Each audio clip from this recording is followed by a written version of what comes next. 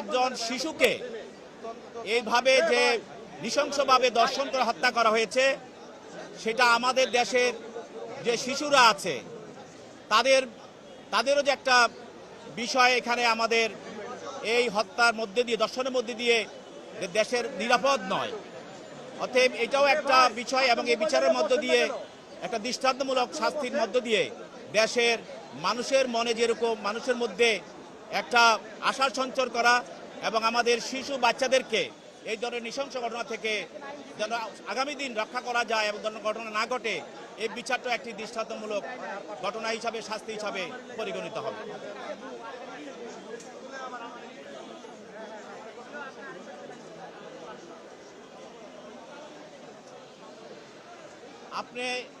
আপনি জানেন যে আমাদের দেশে নারী নির্যাতন দমন আইন, এইগুলো শিশু ধর্ষণ এবং নারী ধর্ষণ বেড়ে যাওয়ার কারণে এই আইনটাকে সংশোধন করা হয়েছে। এই সংশোধন আইনে আপনাকে বলা আছে যে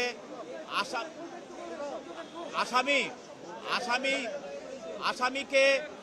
যদি গৃহীত করা হয়, ঘটনাস্থলে গৃহীত করা হয়, তখন ওই 15 দিনের ভিতরে আপনি তদন্ত রিপোর্ট বা শাস্তি দিতে পারবেন এবং যখন বিচার শুরু হবে তখন প্রতি কার্য দিবসেই আপনাকে বিচার কাজ চালিয়ে যেতে হবে। সেই হিসাবে এই হত্যা মামলায় গত 1 তারিখে আপনার যারা চার্জ গঠন করা হয়েছে, পরবর্তীতে সাক্ষী দিন ধার্য করা হয়েছিল, প্রতিদিন ওই দিনে সকল সাক্ষী আদালতে উপস্থিত হয়েছে, সাক্ষ্য গ্রহণ করা হয়েছে। অতএব সেই জন্য এই মামলাটি দ্রুত এগিয়ে যায় এবং আজকে রায় ঘোষণা করা হয়। এবং এই মামলার মাধ্যমে আমরা মনে করি যে আরো যে মামলাগুলো আছে সেগুলিও এই মামলাকে অনুসরণ করে সেগুলিও দ্রুতের সঙ্গে শেষ হবে।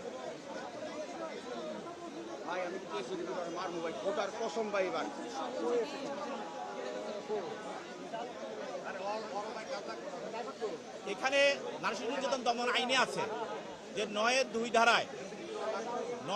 ধারায় যে অপরাধটি হবে, এই অপরাধকারী যে শাস্তি বিধান হবে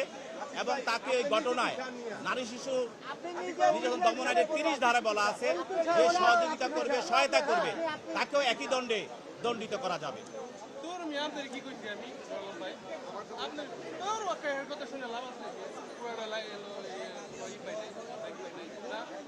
এবং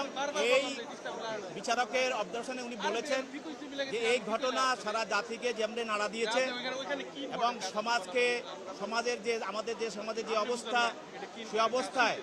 সমাজের শিশুদেরকে এই ধরনের ঘটনা থেকে রক্ষা করার জন্য এবং মানুষের ভিতরে সচেতনতা সৃষ্টি করার জন্য এটা একটি দৃষ্টান্তমূলক একটা বিচার এবং দৃষ্টান্তমূলক অপরাধের শাস্তি হিসাবে এটা আমাদের এই আইনের অঙ্গনে এটা বিরাজ করবে। এই ঘটনাকে কেন্দ্র করে যেভাবে দেশবাসী এবং মানুষ যেভাবে আগায় আসছে, আমরা মনে করি অন্য যে মামলাগুলো আছে